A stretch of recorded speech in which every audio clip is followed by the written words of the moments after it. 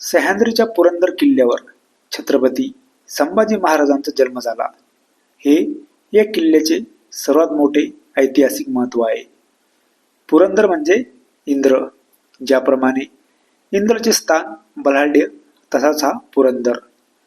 पुराणात या डोंगराचे नाव आहे इंद्रनील पर्वत. हनुमंताने द्रोणागिरी उचलून नेत असताना त्या पर्वताचा काही भाग खाली पडला, तोच हा इंद्रनील पर्वत.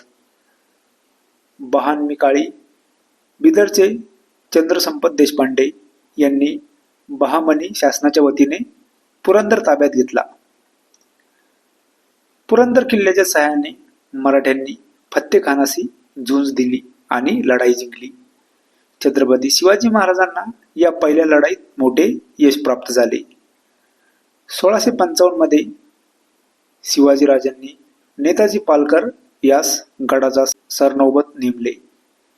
वैशाख शुद्ध 12 शके 1579 म्हणजेच 14 मे 1657 गुरुवार या दिवशी छत्रपती संभाजी महाराजांचा जन्म पुरंदर या किल्ल्यावर झाला.